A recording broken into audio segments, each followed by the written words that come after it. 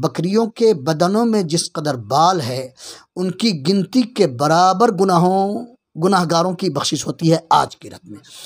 या मेरे नबी की आदत करीमा रमज़ानुल मुबारक के अलावा सबसे ज़्यादा जिस महीने में रोज़ा रखने की थी, वो महीना शाबानुल मुअज़्ज़म का है। शाबान की 15वीं रात वो है जो अल्लाह तबारक व तआला की बारगाह से मांगने की रात है। यूँ तो समाज बस आपसे नहीं चल रहा है, समाज हर इंसान से चल रहा है। आज आप अल्लाह से माफ़ी मांगें, वो आपके हर गुनाह को माफ़ करेंगे, क्योंकि वो तो गफ़्फ़ार है, सत्तार है। नाजरीन, आप देख रहे हैं द लोकल जर्नलिस्ट, और द लोकल जर्नलिस्ट की टीम इस वक्त मौजूद है मस्जिद मकतब इस्लामिया धानखेती में, और हमारे बीच मौजूद हैं कारी मोहम्मद सफ़ीउल्लाह रिजवी साहब, जो कि ख़तीब व इमाम हैं मस्जिद मकतब इस्लामिया धानखेती। आइए इनसे बातें करेंगे शब बारात की फ़जीलत को लेकर। हज़रत, द लोकल जर्नलिस्ट में आपका खैर मकदम है। माशाअल्लाह, अल्लाह बरकतों से नवाजे। हज़रत, आज की शब बारात की फ़जीलत बयान करें आप। माशाअल्लाह, नहमदुहु व नुसल्ली व नुसल्लिमु अला रसूलिहिल करीम सल्लल्लाहु अलैहि या रसूलल्लाह व सल्लम अलैका या हबीबल्लाह। शाबान का जो महीना है ना, ये कई हैसियतों से इंतहाई फ़जीलत का हामिल है। सबसे पहली बात तो ये है कि रमज़ानुल मुबारक के अलावा जिस महीने में मेरे नबी ने सबसे ज़्यादा रोज़े रखे हैं, या मेरे नबी की आदत करीमा रमज़ानुल मुबारक के अलावा सबसे ज़्यादा जिस महीने में रोज़ा रखने की थी, वो महीना शाबानुल मुअज़्ज़म का है। यहाँ तक कि हदीस मुबारका का मफ़हूम ये है कि सरकार रमज़ानुल मुबारक के रोज़े से शाबानुल मुबारक के रोज़े को मिला देते, यानी शाबान के पूरे ही महीने में रोज़े रखते, और यहाँ तक कि रमज़ानुल मुबारक से ये दोनों महीने गोया मिल जाते एक साथ। अब इसको यूँ समझें कि शाबान के महीने में एकदम पूरे के पूरे 30 रोज़े, या फिर कभी कुछ कम भी। बस ये समझें कि रमज़ानुल मुबारक के बाद नफली रोज़ों के लिए मेरे नबी ने सबसे ज़्यादा जिस महीने को इंतखाब किया, वो शाबानुल मुअज़्ज़म का महीना है। और इसमें एक रात के सिलसिले में मेरे नबी ने फरमाया कि शाबान की 15वीं शब वो है कि जिसमें अल्लाह तबारक व तआला की बारगाह से बंदों को आवाज़ दी जा रही होती है कि है कोई रोज़ी का तलब करने वाला, ताकि मैं उसे रोज़ी दूँ। है कोई बख्शिश का तलबगार कि मैं उसे बख्श दूँ। है कोई मुसीबत से छुटकारा मांगने वाला कि मैं उसे मुसीबत से छुटकारा दे दूँ। अल्लाह तबारक व तआला की बारगाह से ये ऐलान जैसे ही सूरज गुरूब होता है, यानी 15वीं रात, शाबान की 15वीं रात जैसे शुरू होती है, अल्लाह की बारगाह से बंदों के लिए ये आम ऐलान हो रहा होता है, यहाँ तक कि पूरी रात गुजर जाती है और फज्र नमूदार हो जाती है। तो अल्लाह तबारक व तआला की बारगाह से बंदों के लिए ये ऐलान कि मुझसे मांग लो, तो गोया शाबान की 15वीं रात वो है जो अल्लाह तबारक व तआला की बारगाह से मांगने की रात है। यूँ तो बंदे हर वक्त, हर दिन, हर लम्हा अल्लाह की बारगाह से रुजू करें, मगर मेरे नबी ने शाबान की 15वीं शब के सिलसिले में खुसूसियत के साथ फरमाया कि आज की शब अपने रब से मांग लो, जो मांगना चाहते हो, जो मांगोगे अल्लाह तबारक व तआला अता फरमाएगा। दूसरी चीज़, मेरे नबी ने फरमाया कि आज की शब यानी शाबान की 15वीं शब वो है कि जिसमें अल्लाह तबारक व तआला बेशुमार बंदों की मग़फ़िरत फरमाता है। तशबीह ये दी कि बनु कल्ब की बकरियों के बदनों में जिस कदर बाल है, उनकी गिनती के बराबर गुनाहगारों की बख्शिश होती है आज की रात में। तो आज की शब की अहमियत का अंदाज़ा इससे लगा सकते हैं। साथ ही साथ इस शब के सिलसिले में सय्यदा आयशा सिद्दीक़ा रज़ी अल्लाह तआला अन्हा से मरवी हदीस पाक का ये हिस्सा, सय्यदा आयशा सिद्दीक़ा रज़ी अल्लाह तआला अन्हा कहती हैं कि मैंने नबी करीम सल्लल्लाहु अलैहि वसल्लम को बिस्तर पे न पाया और मैं तलाश में निकली, यहाँ तक कि मैंने सरकार को जन्नतुल बकी में इस हालत में देखा कि मेरे नबी सल्लल्लाहु अलैहि वसल्लम आसमान की तरफ सर मुबारक उठाए हुए हैं। और इस हालत में जब हमने सरकार को पाया, फिर सरकार ने तवज्जो फरमाई तो यही बात फरमाई कि आयशा, आज की शब वो है कि अल्लाह तबारक व तआला अपने बंदे की मग़फ़िरत फरमाता है इस कसरत के साथ कि बनु कल्ब की बकरियों के बदनों में जिस कदर बाल है, इस कदर मुजरिमीन की, गुनाहगारों की मग़फ़िरत होती है आज की शब में। रही बात दिगर फ़ज़ाइल की, तो और भी बहुत सारी बातें इसके तहत आती हैं। हम बताना ये चाहते हैं कि शब बरत के सिलसिले में सिर्फ़ इतनी सी बात कि सरकार ने फरमाया क़ूमू लैलहा वसूमू नहारहा, जब शाबान की 15वीं शब आए तो रात में क़याम करो, यानी अल्लाह की इबादत में लगे रहो, और दिन में रोज़ा रखो।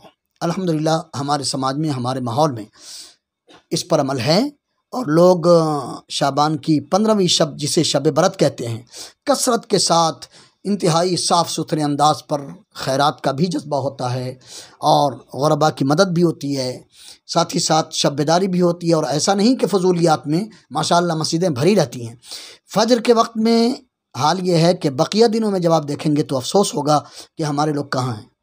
मगर शब बरत की सुबह वो है कि जुमा, तकरीबन अंदाज़न ये बात कही जा सकती है कि जुमा से भी ज़्यादा शब बरत की फ़जर में भीड़ होती है। सुभान अल्लाह। तो इन तीनों बातों पर तो बिल्कुल अमल है। एक ये कि लोग रात में इबादत करते हैं, दूसरी चीज़ ये कि कसरत के साथ सदका और खैरात होता है, तीसरी चीज़ ये कि 15वीं शाबान को यानी शब बरत के कल होकर के उमूमन लोग रोज़ा रखते हैं, और ये बहुत अच्छी बात है, होना चाहिए। रही बात आदाब के सिलसिले में, तो अल्लाह तबारक व तआला ने बहुत सारे दिनों को फ़जीलतें अता फ़रमाई हैं। ऐसे ही बहुत सारी रातें हैं जो इंतहाई फ़जीलत की हामिल हैं। उनमें से एक ये शब बरत भी है। इसका सही फ़ायदा अगर हमारे लोग उठाना चाहते हैं तो सबसे पहला काम ये करें कि अपने जुमला गुनाहों से सच्ची तौबा कर लें। सच्ची तौबा इखलास के साथ जब तौबा करेंगे, अल्लाह की बारगाह से रुजू करेंगे, तो अल्लाह तबारक व तआला की रहमत ज़्यादा मुतवज्जह होगी इनकी तरफ। तो सबसे पहला काम ये किया जाना चाहिए कि आदमी अपने सारे गुनाहों से सच्चे दिल से तौबा कर ले। दूसरा काम ये होना चाहिए कि जहाँ तक हो सके अहले हुकूक से हक़ माफ़ कर लिए जाएँ, यानी जिनका हक़ हमारे ऊपर है या तो हम अदा कर दें, नहीं तो उनसे माफ़ करा लें। ऐसे ही अगर किसी पर हमारा हक़ हो तो हमें भी चाहिए कि हम खुले दिल से उनको माफ़ कर दें। तो हुकूक को माफ़ करा लिया जाना बहुत ज़रूरी है, और इस रात की बरकत को हासिल करने के लिए इन दोनों चीज़ों पर ख़ुसूसियत के साथ अमल होना चाहिए। अपने गुनाहों से तौबा, और वो तौबा रस्मी नहीं, सच्ची तौबा। दूसरी चीज़, अहले हुकूक से हक़ माफ़ करा लिया जाना। दूसरों का हक़ अगर हमारे ऊपर है तो हम माफ़ कर दें, और हमारे ऊपर किसी का हक़ है तो उनसे हम माफ़ करा लें। तो हुकूक माफ़ कराना, ये दो बातें जहाँ तक हो सके की जानी चाहिए। और उसके बाद जहाँ तक इस रात में इबादत की सूरतों का ताल्लुक़ है कि हम क्या करें, ये बात आती है, तो इसमें कोई भी स्पेशल नमाज नहीं है।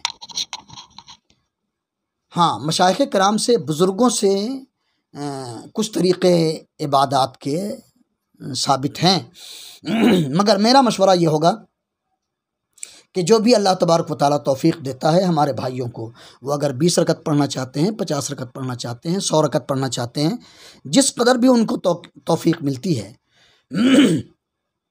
मेरा मशवरा ये है कि अगर हमारे ऊपर नमाज़ें क़ज़ा हैं तो उन नफ़ल नमाज़ों की जगह पर हम अपनी क़ज़ा नमाज़ों को अदा करें। इससे दो फ़ायदा होगा कि रात की बरकत भी मिल जाएगी, और अगर हमारे ऊपर 10 रुपये कर्ज़ हैं और उनमें से हमने 5 रुपये अदा कर दिया तो 5 रुपये का बोझ तो हमारा कम हो गया ना।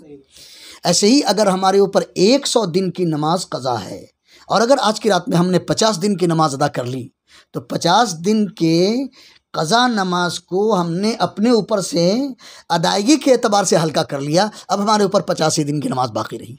तो हमारे भाइयों को ये कहेंगे कि आप 2-4-10 रकत नफल भी पढ़ लें, मगर इस 2-4-10 रकत नफल की जगह पर भी हम ये कहेंगे कि आप पूरी की पूरी रात में बसूरत नमाज जो आप इबादत कर रहे हैं उनमें नफली नमाज की जगह पर अगर आपके ज़िम्मे फ़र्ज़ नमाजें क़ज़ा हैं, बाकी हैं, उन फ़र्ज़ नमाज़ों को आप अदा करें। और एक दिन की नमाज 20 रकत बनती है, वो 2 रकत फ़ज्र की, 4 रकत ज़ोहर की, 4 रकत असर की, 3 रकत मगरिब की, 4 रकत फिर इशा की और 3 रकत वितर। तो ये 20 रकत बन, एक दिन की क़ज़ा नमाज हमको अगर अदा करना चाहें तो वो 20 रकत बनती है। तो अब अगर किसी को 100 रकत नमाज नफल पढ़नी है तो हम मशवरा ये देंगे कि 100 रकत पढ़ें आप, मगर अपनी फ़र्ज़ नमाजें जो क़ज़ा हैं उनको अदा कर लें। अगर आपने वक्त को मुतय्यन करके और 100 रकत को अदा कर लिया तो गोया आपने 5 दिन का जो कर्ज़ आपके ऊपर था फ़र्ज़ नमाज बाकी रहने का, उसे आपने अदा कर दिया। तो हम अपने भाइयों को ये कहेंगे कि आप अपने ज़िम्मे अगर आपके ऊपर नमाज क़ज़ा हैं तो नफल की जगह पर क़ज़ा नमाज़ों को अदा करें। मौका मिले तो तस्बीहात पढ़ें, कुरान शरीफ की तिलावत करें। समाजी एतबार से एक चीज़ है जो इंतहाई बुरी है, इस्लाम में उसको कहीं भी जगह नहीं है, मगर मुझे समझ में नहीं आता कि ये शब बरत में कैसे जड़ पकड़ गया। ये है पटाखाबाजी, आतिशबाजी। मुझे नहीं मालूम कि शब बरत का पटाखे से क्या ताल्लुक़ है, ये किसी भी तरह से मुझको समझ में नहीं आता। तो